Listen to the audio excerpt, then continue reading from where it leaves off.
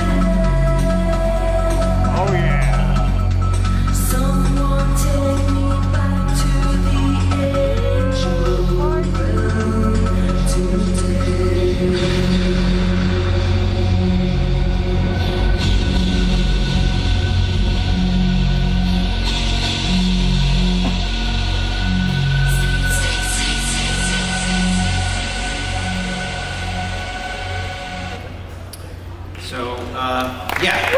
I want more! So I'm assuming some of you have already played Eve. It's actually, hey, good to hear there are some rabid fans in the group. It's been out for actually quite a while. It was launched in 2003, May, so it's over 3 years old. This year has actually been a very interesting year for Eve. We've gone through a massive growth spurt, and the game has been on a growth curve ever since it was released. So this year has been in particular interesting because we've had to go through massive hardware upgrades. What's interesting about Eve is that it's a single universe game. What I'm referring to, it's a massively multiplayer game, but it actually is truly massive. What I mean is that all the players are actually playing in the same universe. That means that when people log on, they're all playing in the same system. So you have the potential to meet anybody else that's playing the game. So this year, we've been setting a new world record almost every month in terms of peak concurrent users playing one single game. And we're up to over 30,000 people now. That was set now in September for people playing the game at the same time. Thank you. And you have to wonder, how is that possible? And I know this is going to be interesting to you guys, because I see the hardware that you're interested in. So I'm going to dive a little bit here into the hardware, just because it is an interesting aspect of the game. The cluster actually running Eve at the moment is somewhere close to the position 400 in the list of the 500 largest supercomputers in the world. So we're actually talking about a game that's actually now making this list of top 500 superclusters in the world. And at the heart of the supercluster is actually a solid state hard drive. It's 128 gigs, and we had to get clearance from the US military to actually transport it out of Texas, where it's being made, to use it for our game. And I believe this was the first application of the hard drive outside of the military. So it really proves that gaming is pushing the boundaries in many areas of technology, not only graphics. I'm here in particular to talk about what's happening though in terms of graphics. About a year ago, it was pretty obvious to us that DirectX 10 was on the horizon, and that would bring with it a lot of interesting new features. The graphics engine in Eve was kind of finalized back in the year 2001, and changed slightly, but the game launched in 2003, and ever since then, it's pretty much been the same graphics technology underneath. And that's back in the days of GeForce 256. So, without further ado, let's see if we can actually switch here to the game. Yes. So, what I'm showing you here is stuff that's never been seen before. This is stuff that we haven't put out yet. This is actually really fresh, so it might actually just blow up in my face. But that's a chance I'm willing to take, because I really wanted to fly out here all the way from Iceland to show this to you guys, because I know you're hardcore and you deserve it. We're actually having our annual Fan Fest for Eve, actually at the end of this week, up in Reykjavik. We have it every year. And we're expecting a turnout of 600 people from all over the world to actually see this. So you're actually getting a jump start on those guys. So I'm kind of treating the fans by actually showing it to you. But yeah. I know I'm going to get blasted when I return on Saturday. But anyway, let's start looking at some of the stuff we're doing. So this is running on the GeForce 8800.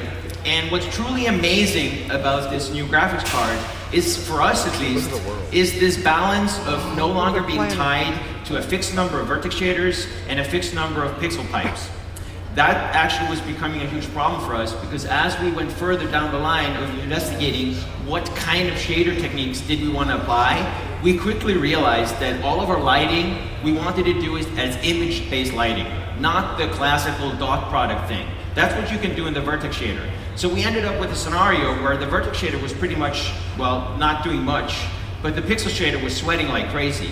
Now with this new hardware, it's totally load balanced. So now all the work is just shifted to the shader units, and they're all working for the pixel shader. So we're actually getting great throughput on this. So I was going to go a little bit through what we're doing, if I can actually get this keyboard to work as well. which might be a stretch. Let's see.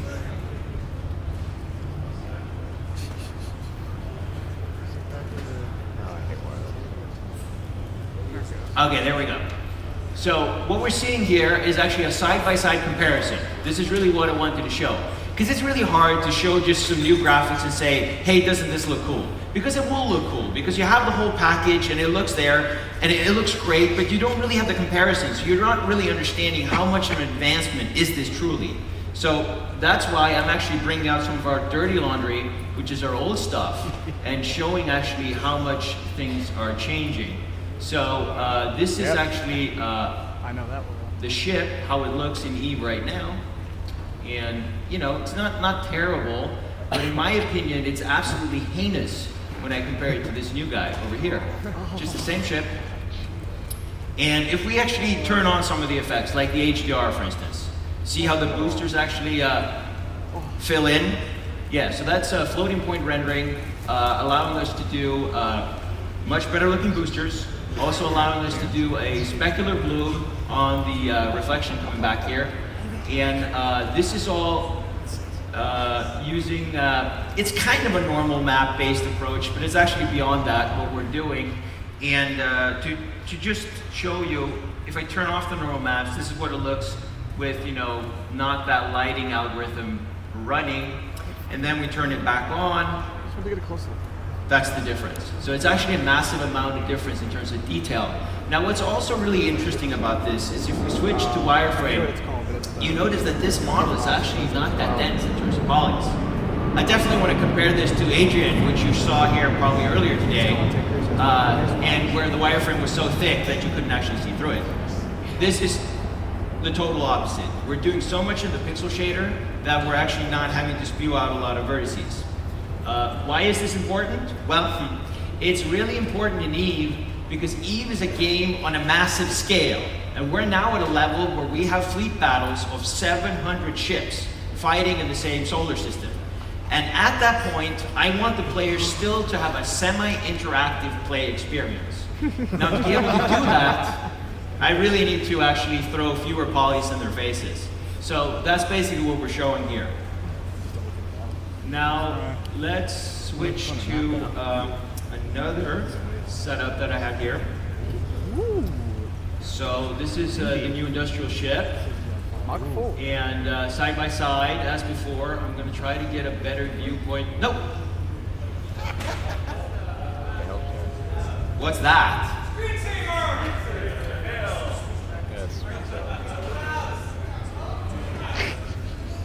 Did it die? Nope. Oh, okay. I'm getting attacked by a screensaver. Oh crap! Shield boost. Turn the heart. Interesting. Anyway, okay. So here's another little tidbit of what's going on. So the art team at CCP is a dedicated bunch of detailed, obsessed lunatics. And so one of the things that has really been driving them up the wall is that when you're doing particle effects like these, the problem is that you're spewing out a lot of fire, you're spewing out a lot of smoke, it all gets clamped in the frame buffer, so the really brightness of your fire is just getting suffocated in the smoke. Now with HDR, that totally changes. The fire is now actually able to burn through the smoke, and so it's a pretty big difference. The other things that are happening here is that now we actually have proper glow. It's based on depth. It's actually kind of interesting that the amount of glow that you're seeing is a logarithmic relationship, and so we have that in there as well. Now, what you're seeing here is actually still running under DirectX 9. And this has been a hot topic in our community, is that when we announced that we were going to do an EVE Vista version, people got pretty upset. There was a lot of players in the community who had no desire to upgrade to Vista, at least not to begin with. They were actually going to wait for maybe Service Pack 2. Why would they do that? I'm not going to comment. We're cheap. Anyway, so we're faced with the scenario of investing massive amounts of time and money into rebuilding all 270 ships in EVE, applying totally new visual effects to them to be able to create the surface effects that we want. And then if we would only release it for Vista, it would actually be a small portion of the community that would actually be benefiting from all that work. So what we've actually done is that we've backported a lot of the stuff we've done for DirectX 9, and that's what you're seeing right here. So basically what I'm trying to say is that in DirectX 10, we're going to do even more stuff, but all this stuff you're seeing right here will actually be available for DirectX 9. Oh gosh. And we are hoping to put this out early next year. Definitely the DirectX 9 part. For Vista, yeah, probably as well too. Yeah.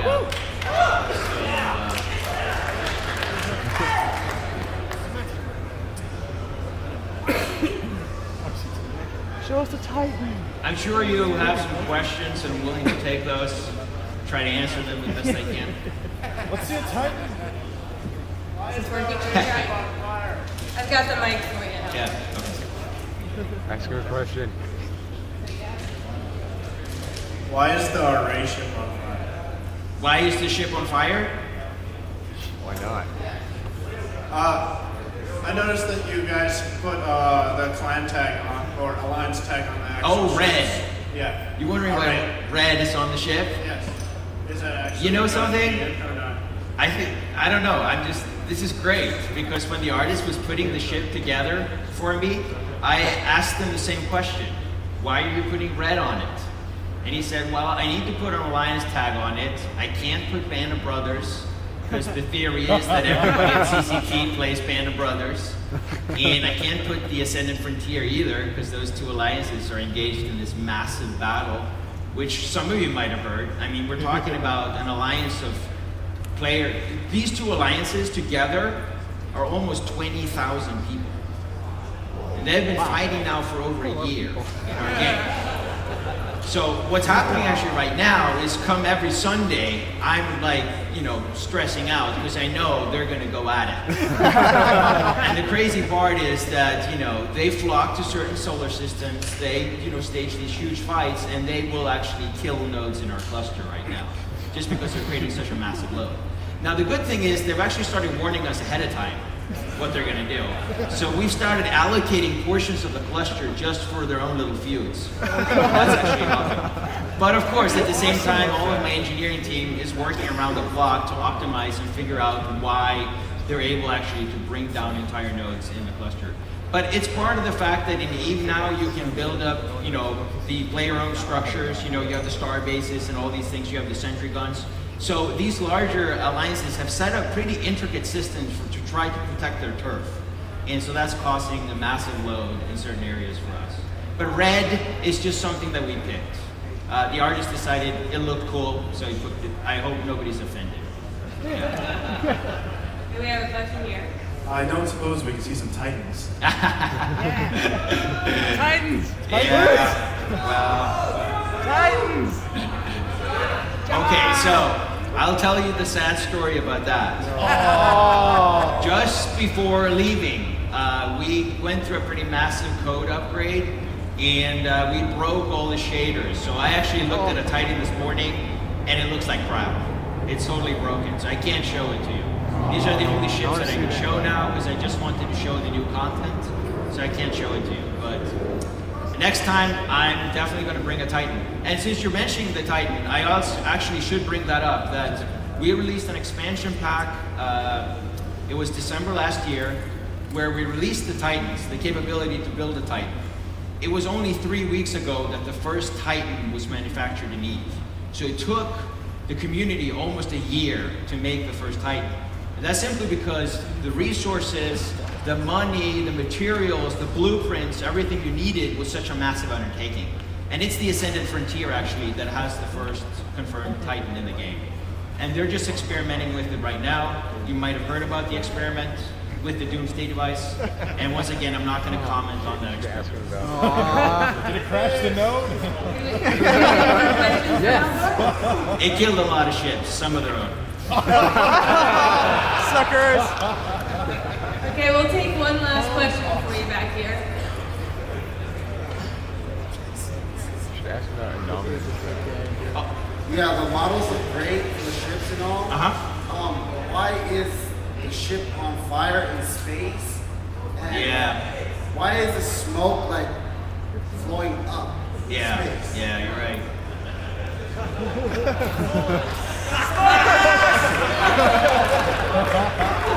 Yeah, we've had a lot of those debates in the office, and I actually remember even before the game went into beta, we had people writing on the forums exactly how the space flight was supposed to work. We even tried implementing some of that stuff, and it just wasn't fun, or it didn't look cool. But you're absolutely right. A lot of the stuff, some of the explosions and things like that, it doesn't make any sense. I mean, because there's not supposed to be any air there. But if you look at if you look at all, sci-fi movies, they all do it. Star Wars. Yeah. We can't say that they were wrong. I think they made the right decision. They made something that looked cool, and I think people in general actually liked it. The one thing I also would like to add is that we're putting out our biggest expansion ever this Christmas, and it's called Revelations. So if any of you have already tried Eve and decided it wasn't for you, I encourage you to try it again. I will, however, say it's a tough game, and it's a really cruel environment, but if you get into it, it's hard to stop. Yeah, that's the truth. Thank you very much, Tom.